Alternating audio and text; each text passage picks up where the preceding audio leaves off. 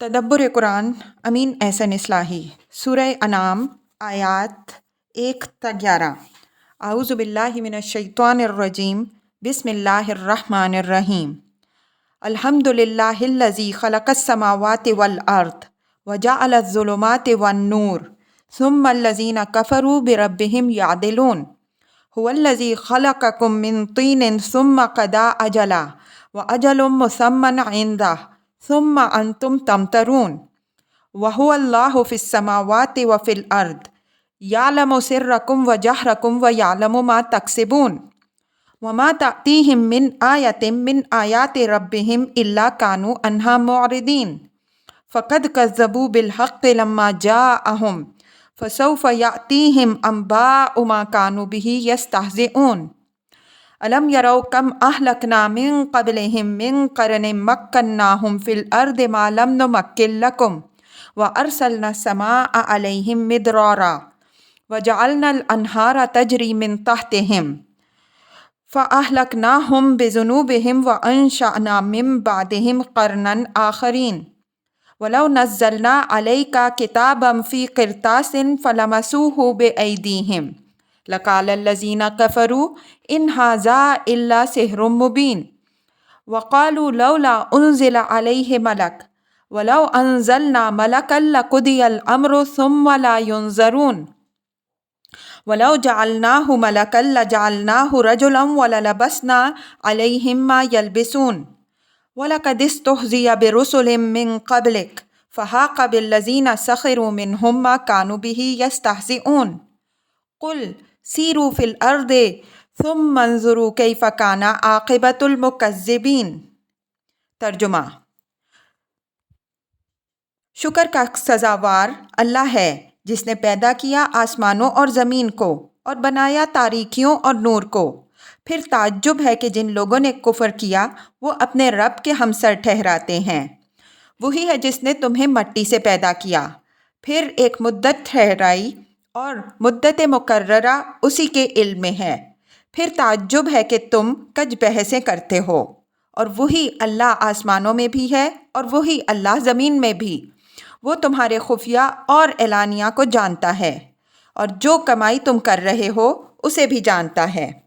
اور نہیں آتی ان کے پاس ان کے رب کی نشانیوں میں سے کوئی نشانی مگر یہ کہ یہ اس سے اعراض کرنے والے بنے ہوئے ہیں۔ سو انہوں نے واضح حق کو بھی جھٹلایا جب کہ وہ ان کے پاس آیا، تو ان قریب اس چیز کی خبریں ان کے پاس آئیں گی جس کا وہ مذاق اڑاتے رہے۔ کیا انہوں نے نہیں دیکھا کہ ہم نے ان سے پہلے کتنی قوموں کو ہلاک کر دیا جن کو ہم نے ملک میں وہ قوت و سطوت دے رکھی تھی جو تم کو نہیں دی، اور ہم نے ان پر خوب مے برسائے اور نہریں جاری کیں جو ان کے نیچے بہتی تھیں۔ پھر ہم نے ان کو ان کے گناہوں کی پاداش میں ہلاک کر دیا، اور ان کے بعد ہم نے دوسری قومیں اٹھا کھڑی کیں۔ اور اگر ہم تم پر کوئی ایسی کتاب اتارتے جو کاغذ میں لکھی ہوئی ہوتی اور یہ اس کو اپنے ہاتھوں سے چھو بھی لیتے، جب بھی یہ کفر کرنے والے یہی کہتے کہ یہ تو بس ایک کھلا ہوا جادو ہے، اور یہ کہتے کہ اس پر اعلانیہ کوئی فرشتہ کیوں نہیں اترتا، اور اگر ہم کوئی فرشتہ اتارتے تو بس معاملے کا فیصلہ ہی ہو جاتا، پھر ان کو ذرا مہلت نہ ملتی۔ اور اگر ہم اس کو کوئی فرشتہ بناتے، جب بھی آدمی ہی کی شکل میں بناتے، تو جو گھپلا وہ پیدا کر رہے ہیں ہم اسی میں ان کو ڈال دیتے، اور تم سے پہلے بھی رسولوں کا مذاق اڑایا گیا۔ تو جن لوگوں نے ان میں سے مذاق اڑایا ان کو اس چیز نے آ گھیرا جس کا وہ مذاق اڑاتے تھے۔ کہو ملک میں چلو پھرو اور دیکھو کہ جھٹلانے والوں کا انجام کیسا ہوا۔ الفاظ کی تحقیق اور آیات کی وضاحت۔ الحمد للہ الذی خلق السماوات والارض وجعل الظلمات والنور ثم الذین کفروا بربہم یعدلون۔ لفظ حمد کی تحقیق تفسیر سورہ بقرہ میں گزر چکی ہے، اور یہ بات بھی اس کتاب میں بار بار بیان ہو چکی ہے کہ مشرکین عرب آسمان و زمین اور نور و ظلمات سب کا خالق اللہ تعالیٰ ہی کو مانتے تھے۔ یہاں قرآن نے ان کے اسی مسلمہ پر توحید کی دلیل قائم کی ہے کہ جب یہ تسلیم ہے کہ آسمانوں اور زمین اور نور و ظلمات کا خالق اللہ ہی ہے، تو پھر یہ کیسی عجیب بات ہے کہ یہ کفار دوسروں کو خدا کا ہمسر اور شریک ٹھہراتے ہیں۔ ثم اظہار تعجب کے لیے بھی آتا ہے، یہاں اور آگے والی آیت میں بھی اظہار تعجب ہی کے مفہوم میں ہے۔ شرک پر اظہار تعجب کا ایک پہلو تو یہی ہے کہ جب ساری چیزوں کا خالق خدا ہی ہے تو پھر شرک کی گنجائش کہاں سے نکلی؟ دوسرا پہلو یہ ہے کہ اس کائنات کی چیزوں میں بظاہر جو تضاد نظر آتا ہے، مثلاً زمین و آسمان، روشنی و تاریکی، سردی اور گرمی، تو اس تضاد کے اندر اس کائنات کے مجموعی مقصد کے لیے ایسی حیرت انگیز سازگاری بھی ہے کہ کوئی عاقل تصور بھی نہیں کر سکتا کہ ان میں سے ہر ایک کے خالق و مالک الگ الگ ہیں، بلکہ ہر صاحب نظر یہ ماننے پہ مجبور ہو جاتا ہے کہ پوری کائنات ایک ہی کار فرما کے ارادے اور مشیت کے تحت حرکت کر رہی ہے۔ هو الذی خلقکم من طین ثم قضی اجلا واجل مسمی عنده ثم انتم تنظرون وهو اللہ فی السماوات وفی الارض یعلم سرکم وجہرکم ویعلم ما تکسبون۔ خلقکم من طین سے مقصود انسان کی ابتدائی خلقت کی طرف اشارہ ہے، جیسا کہ فرمایا بدأ خلق الانسان من طین، سجدہ 7، اور انسان کی خلقت کا آغاز مٹی سے کیا۔ تمام ارضی مخلوقات کی زندگی کا آغاز مٹی ہی سے ہوا ہے۔ اس مضمون کو قرآن نے بار بار مختلف شکلوں سے بیان کیا ہے اور اس سے عام طور پر دو حقیقتوں کی طرف توجہ دلائی ہے۔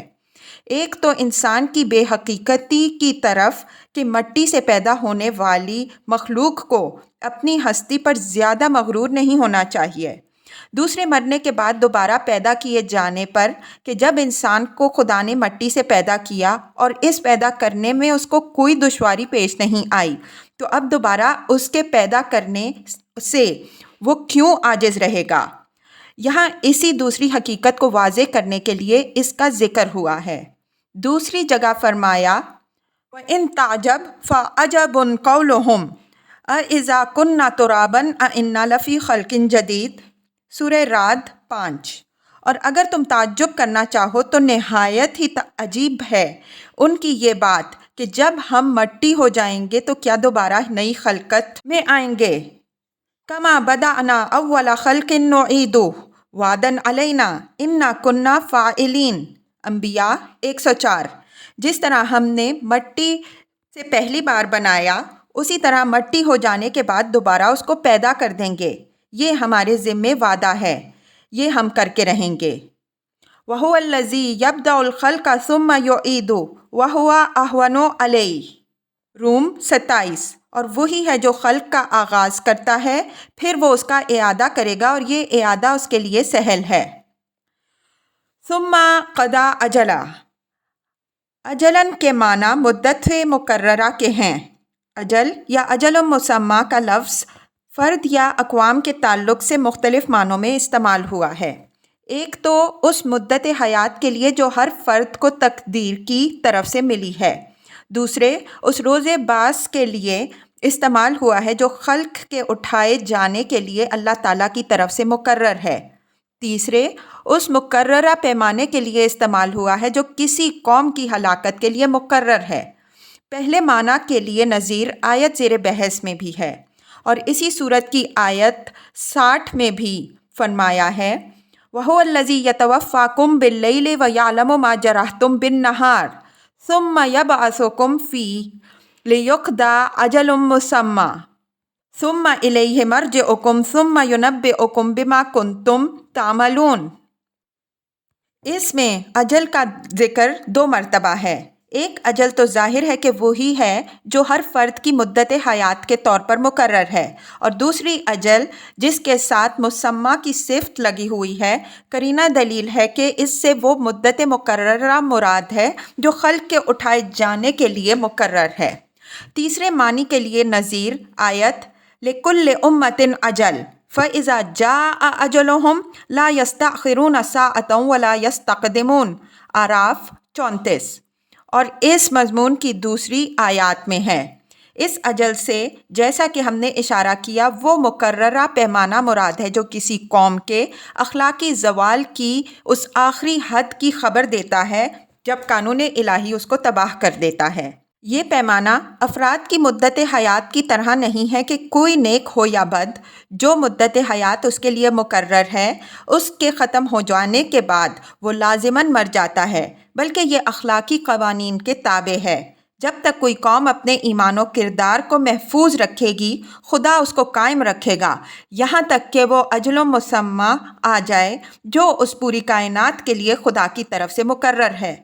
اس پیمانہ کے اخلاقی ہونے کا ایک نتیجہ یہ بھی ہو سکتا ہے کہ عین ممکن ہے کہ ایک قوم کا پیمانہ لبریز ہونے کی آخری حد پر پہنچ رہا ہو اور اس کی اجل مسمى آئی کھڑی ہو، لیکن سوئی کے آخری نقطے پر پہنچنے سے پہلے ہی وہ قوم توبہ اور اصلاح کے ذریعے سے اپنے زندہ رہنے کا حق پھر بحال کر لے۔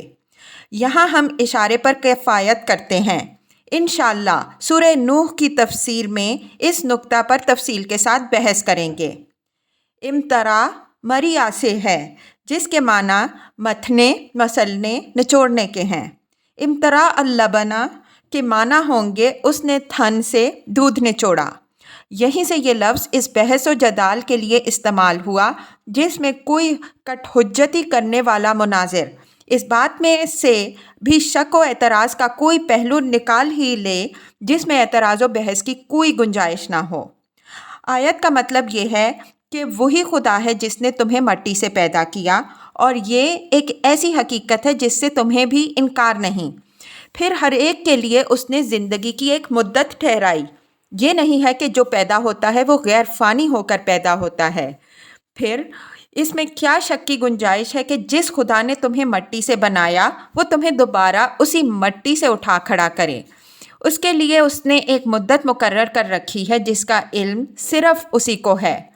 یہ ایک واضح حقیقت ہے کہ جس میں کسی بحث و جدال کے لیے کوئی گنجائش نہیں، لیکن تم ہر بات میں کٹ حجتی کی کوئی نہ کوئی راہ نکال لیتے ہو۔ وَهُوَ اللَّهُ فِي السَّمَاوَاتِ وَفِي الْأَرْضِ إِلَى الْآيَةِ، یعنی آسمان و زمین میں الگ الگ الہ نہیں ہے بلکہ وہی اللہ آسمان و زمین دونوں کا مالک ہے اور دونوں میں اسی کا حکم چل رہا ہے۔ دوسری جگہ فرمایا ہے وَهُوَ الَّذِي فِي السَّمَاءِ إِلَٰهٌ وَفِي الْأَرْضِ إِلَٰهٌ وَهُوَ الْعَلِيمُ الْحَكِيمُ۔ زخرف 83۔ وہی ہے جو آسمان کا بھی معبود ہے اور وہی زمین کا بھی معبود ہے اور وہ علیم و حکیم ہے۔ آسمان و زمین دونوں کا قیام و بقا ہی اس بات کی شہادت دے رہا ہے کہ ان دونوں کے اندر ایک ہی خدا کا ارادہ کار فرما ہے۔ اگر ان کے اندر الگ الگ ارادے کار فرما ہوتے تو جیسا کہ قرآن میں ارشاد ہوا ہے دونوں درہم برہم ہو جاتے۔ یہ مشرکین کے اس خیال کی تردید ہے کہ آسمان و زمین کا خالق تو خدا ہی ہے، لیکن چونکہ زمین اس کی ملکیت کا دور دراز حصہ ہے اس وجہ سے اس نے اس کا انتظام و انصرام اپنے دوسرے کارندوں کے سپرد کر رکھا ہے۔ فرمایا کہ یہ بات نہیں ہے، آسمان و زمین سب براہ راست اسی کے کنٹرول میں ہیں اور اس کا علم تمہارے ظاہر و باطن اور تمہارے قول و فعل ہر چیز پر محیط ہے۔ اس وجہ سے اس کو اپنی اس مملکت میں کسی مددگار کی احتیاج بھی نہیں ہے۔ توحید کا یہ مضمون اوپر قیامت والے مضمون کی تاکید ہے۔ یہ حقیقت قرآن میں بار بار واضح کی گئی ہے کہ قیامت کا ماننا اس لیے ضروری ہے کہ قیامت کو مانے بغیر یہ سارا کارخانہ ایک کھلنڈرے کا کھیل بن کر رہ جاتا ہے، اور یہی بات اس صورت میں بھی لازم آتی ہے جب قیامت کے ساتھ شرک اور شفاعت باطل کی گنجائش تسلیم کر لی جائے۔ اس لیے کہ جب شرکاء اپنے پرستاروں کو بہر صورت بخشوا لیں گے جیسا کہ مشرکین کا دعویٰ ہے، خواہ ان کے اعمال کچھ ہی ہوں، تو پھر قیامت کا آنا نہ آنا دونوں یکساں ہی رہا۔ وَمَا تَأْتِيهِم مِّنْ آيَةٍ مِّنْ آيَاتِ رَبِّهِمْ إِلَّا كَانُوا عَنْهَا مُعْرِضِينَ فَقَدْ كَذَّبُوا بِالْحَقِّ لَمَّا جَاءَهُمْ فَسَوْفَ يَأْتِيهِمْ أَنبَاءُ مَا كَانُوا بِهِ يَسْتَهْزِئُونَ۔ یعنی توحید اور قیامت کی ان باتوں کی تکذیب کی کوئی گنجائش تو نہیں ہے، لیکن یہ لوگ اللہ کی آیات سے اعراض کر رہے ہیں اور اس طرح انہوں نے اس حق کو جھٹلایا ہے جو اللہ کی طرف سے ان کے پاس آیا ہے، تو عنقریب اس چیز کی خبریں ان کے پاس آئیں گی جس کا وہ مذاق اڑا رہے ہیں۔ یہاں حق سے مراد قرآن مجید ہے۔ قرآن پیغمبر صلی اللہ علیہ وسلم کی تکذیب کی صورت میں جس عذاب سے ڈرا رہا تھا، لوگ اس کا مذاق اڑا رہے تھے۔ فرمایا کہ جس عذاب کا مذاق اڑا رہے ہیں اس کے آثار کے ظہور میں زیادہ دیر نہیں ہے۔ أَلَمْ يَرَوْا كَمْ أَهْلَكْنَا مِنْ قَبْلِهِمْ مِنْ قَرْنٍ مَكَّنَّاهُمْ فِي الْأَرْضِ مَا لَمْ نُمَكِّنْ لَكُمْ وَأَرْسَلْنَا السَّمَاءَ عَلَيْهِمْ مِدْرَارًا وَجَعَلْنَا الْأَنْهَارَ تَجْرِي مِنْ تَحْتِهِمْ فَأَهْلَكْنَاهُمْ بِذُنُوبِهِمْ وَأَنشَأْنَا مِنْ بَعْدِهِمْ قَرْنًا آخَرِينَ۔ یہ تاریخ کی شہادت پیش کی گئی ہے اوپر والے دعوے پر۔ مطلب یہ ہے کہ قریش کو یہ غرہ نہیں ہونا چاہیے کہ ان کو بڑی قوت و شوکت حاصل ہے، ان کو ہلا کر برباد نہیں کیا جا سکتا۔ ان سے پہلے کتنی قومیں گزری ہیں جن کو ان سے زیادہ اقتدار حاصل ہوا، ان کو رزق و فضل میں سے بھی ان سے کہیں زیادہ حصہ ملا، لیکن جب انہوں نے رسولوں کی تکذیب کی تو خدا نے ان کو ہلاک کر دیا اور ان کے بعد ان کی جگہ دوسری قومیں اٹھا کھڑی کیں۔ یہاں تاریخ کا یہ حوالہ اجمال کے ساتھ آیا ہے، اس کی پوری تفصیل اعراف میں آئے گی جو اس سورہ کے مثنیٰ کی حیثیت رکھتی ہے۔ ہم دوسرے مقام میں واضح کر چکے ہیں کہ سما کا لفظ عادلوں کے لیے بھی آتا ہے۔ مدرارہ کے اندر مبالغہ کا مفہوم پایا جاتا ہے اور بارش کی کثرت رزق و فضل کی کثرت کی تعبیر ہے۔ ملاحظہ ہو سورہ ہود آیت 52 اور سورہ نوح آیت 11۔ وَلَوْ نَزَّلْنَا عَلَيْكَ كِتَابًا فِي قِرْطَاسٍ فَلَمَسُوهُ بِأَيْدِيهِمْ لَقَالَ الَّذِينَ كَفَرُوا إِنْ هَٰذَا إِلَّا سِحْرٌ مُّبِينٌ وَقَالُوا لَوْلَا أُنزِلَ عَلَيْهِ مَلَكٌ وَلَوْ أَنزَلْنَا مَلَكًا لَّقُضِيَ الْأَمْرُ ثُمَّ لَا يُنظَرُونَ وَلَوْ جَعَلْنَاهُ مَلَكًا لَّجَعَلْنَاهُ رَجُلًا وَلَلَبَسْنَا عَلَيْهِم مَّا يَلْبِسُونَ۔ اوپر آیت 4 میں قرآن سے ان کے اعراض کا جو ذکر فرمایا تو یہ ان کے ان مطالبات و اعتراضات کا جواب بھی دے دیا جو وہ اس اعراض کے لیے بطور بہانہ کے پیش کرتے تھے۔ مقصود اس سے پیغمبر صلی اللہ علیہ وسلم کو تسلی دینا ہے کہ یہ نہ خیال کرو کہ ان کے اعراض کے لیے فی الواقع کوئی عذر ہے، جو دور ہو جائے تو یہ قرآن کو مان لیں گے۔ نہیں، بات وہیں رہے گی جہاں اب ہے، یہ کوئی نہ کوئی نیا بہانہ تراش لیں گے، اس لیے کہ نہ ماننے کی وجہ یہ نہیں کہ انہیں معجزے نہیں دکھائے گئے، بلکہ اس کا اصل سبب یہ ہے کہ اپنی خواہشوں کے خلاف کوئی بات ماننے کے لیے یہ تیار نہیں ہیں۔ لَوْ نَزَّلْنَا عَلَيْكَ كِتَابًا فِي قِرْطَاسٍ إِلَى الْآیَةِ، یہ اس مطالبے کا جواب ہے جو اہل کتاب کی زبانی سورہ نساء آیت 154 میں نقل ہوا ہے۔ وہاں اس کا جواب جو دیا ہے وہ اہل کتاب کے لیے موزوں تھا۔ یہاں فرمایا کہ ان کے مطالبے کے مطابق اگر فی الواقع ان پر لکھی لکھائی مابین الطفتین کتاب بھی اتار دی جاتی، جب بھی یہ ایمان نہ لاتے بلکہ کہتے کہ یہ تو کھلا ہوا جادو ہے۔ وَقَالُوا لَوْلَا أُنزِلَ عَلَيْهِ مَلَكٌ إِلَى الْآیَةِ، یہ ان کا ایک دوسرا مطالبہ ہے اور اس کا جواب۔ یہ مطالبہ بھی قرآن میں دوسری جگہ نقل ہوا ہے۔ یہ مطالبہ یہ تھا کہ اگر محمد صلی اللہ علیہ وسلم پر فرشتہ آتا ہے جیسا کہ ان کا دعویٰ ہے تو وہ فرشتہ یوں کیوں آتا ہے کہ صرف انہی کو نظر آتا ہے، کھلم کھلا ان کی نبوت کی منادی کرتا ہوا کیوں نظر نہیں آتا کہ ہم سب دیکھیں اور سب سنیں۔ اس کا جواب یہ دیا کہ جب یہ بات یہاں تک پہنچ جائے گی کہ فرشتے اعلانیہ اترنے لگیں تو پھر اللہ کا عذاب آ دھمکے گا، پھر ان کو مہلت نہیں دی جائے گی۔ یہ اس سنت اللہ کی طرف اشارہ ہے جو قرآن میں جگہ جگہ بیان ہوئی ہے کہ ایمان وہ معتبر ہے جو غیب میں رہتے آفاق و انفس اور عقل و فطرت کے ان دلائل کی بنیاد پر لایا جائے جن کی انبیاء علیہم السلام دعوت دیتے ہیں، نہ کہ جو کشف حجاب اور حقائق کا چشم سر مشاہدہ کر لینے کے بعد لایا جائے۔ وَلَوْ جَعَلْنَاهُ مَلَكًا لَّجَعَلْنَاهُ رَجُلًا، الآیا، یہ ایک تیسرے مطالبے کا جواب ہے اور یہ بھی قرآن میں دوسری جگہ نقل ہوا ہے۔ مثلاً وَمَا مَنَعَ النَّاسَ أَن يُؤْمِنُوا إِذْ جَاءَهُمُ الْهُدَىٰ إِلَّا أَن قَالُوا أَبَعَثَ اللَّهُ بَشَرًا رَّسُولًا، سورہ اسراء 94۔ اور ہدایت الہی کے آ جانے کے بعد لوگوں کو ایمان سے نہیں روکا مگر اس چیز نے کہ انہوں نے اعتراض کیا کہ کیا اللہ نے ایک بشر کو رسول بنا کر بھیجا۔ فَقَالُوا أَبَشَرٌ يَهْدُونَنَا فَكَفَرُوا وَتَوَلَّوْا وَاسْتَغْنَى اللَّهُ، فرقان 6۔ پس وہ بولے کہ کیا انسان ہمیں ہدایت دیں گے؟ پس انہوں نے انکار کیا اور پیٹھ پھیر لی اور اللہ بھی ان سے بے نیاز ہو گیا۔ اس کا جواب یہ دیا گیا کہ اگر رسول بالفرض فرشتہ ہی بھیجا جاتا، جب بھی لازماً وہ آدمی ہی کی شکل و صورت میں ہوتا، تو پھر وہی گھپلا پیش آ جاتا جو اب پیش آیا۔ مطلب یہ کہ کسی فرشتے کو رسول بنا کر نہ بھیجنا اس بنا پر نہیں ہے کہ خدا کے لیے یہ ناممکن تھا، بلکہ اس بنا پر ہے کہ انسان فرشتوں کو فرشتوں کی شکل میں نہیں بلکہ انسانوں ہی کی شکل میں دیکھ سکتے اور اسی صورت میں ان سے فائدہ اٹھا سکتے۔ تو جب وہ انسان ہی کے روپ میں آتا تو یہ پھر وہی اعتراض اٹھاتے جو اب اٹھا رہے ہیں۔ ما یلبسونا سے یہاں یہ اشارہ نکلتا ہے کہ یہ بات نہیں ہے کہ فی الواقع یہ شبہ پیدا ہوتا ہے، بلکہ یہ لوگ یہ شبہ پیدا کر رہے ہیں تاکہ اس طرح اپنے سادہ لوح پیرووں کو گھپلے میں ڈالیں۔ لبسنا میں فعل کو اللہ تعالیٰ نے اپنی طرف جو منسوب فرمایا ہے تو یہ نسبت اسی طرح کی ہے جس طرح کی نسبت فَلَمَّا زَاغُوا أَزَاغَ اللَّهُ میں ہے۔